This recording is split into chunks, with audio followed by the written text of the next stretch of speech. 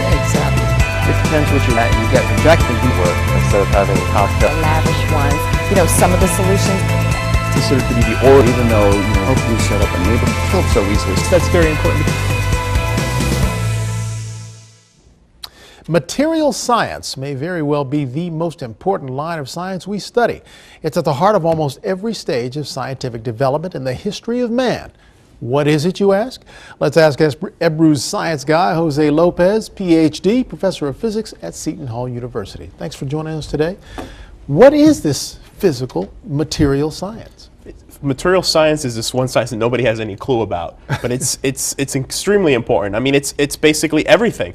So we know everything is made of something, right? And it's putting materials together for different things, making them maybe heat resistant or reflects light better, or it has some sort of benefit to it. And all of this is processed. You don't find like a tabletop like our anchor's desk here anywhere in nature. It's made, it's manufactured. So it's whatever we manufacture. Absolutely. So we're talking about solar panels, fire repellent clothing, astronaut suits.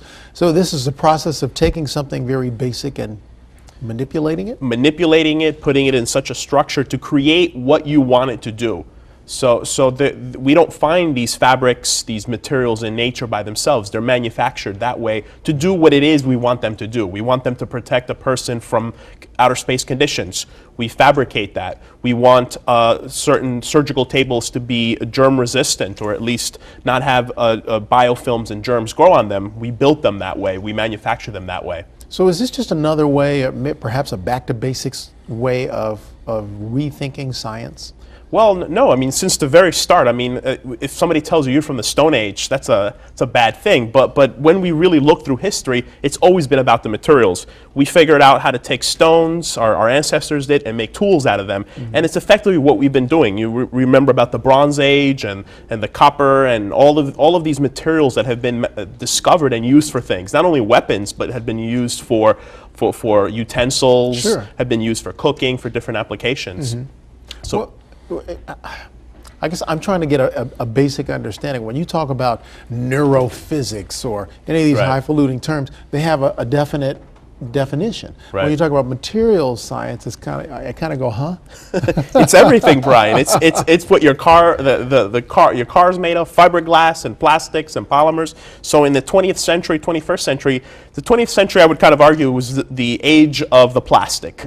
It was also really the age of maybe silicon. So microchips and all these telecommunications that came out of that technology. So we're now kind of moving into an era where it's not obvious what it is. It's almost every material. We hear about nanoscience all the time, and that really is all about materials. It's about building certain materials that have certain strengths, and it's been imitating even natural materials like spider silk, for example. They've been able to make stronger cables that are even stronger than steel out of silk.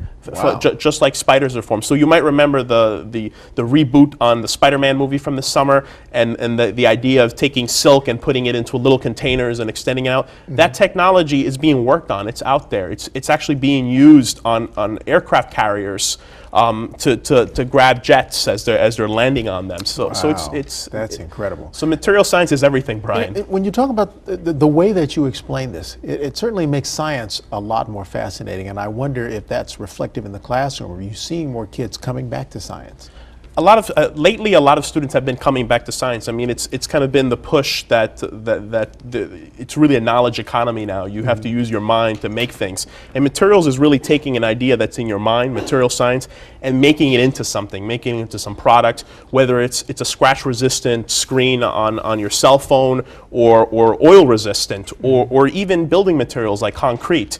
The most used for building is concrete. And the problem with it cracks over time. And so now the main thing that we'll be seeing forward as far as materials is self-healing materials. So imagine you get cut, your body figures out a way to heal itself.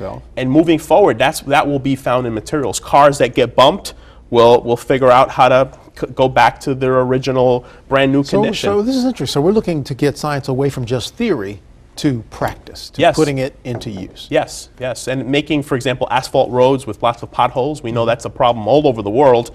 to heal themselves. We know when it gets very cold and water gets under there and it freezes, it expands and breaks roads. So the ability to have self-healing materials is kind of where this science is going these days. Wow, that's incredible stuff. Well, we'll see what happens. Always insightful. Glad to have you. Thank you, Brian.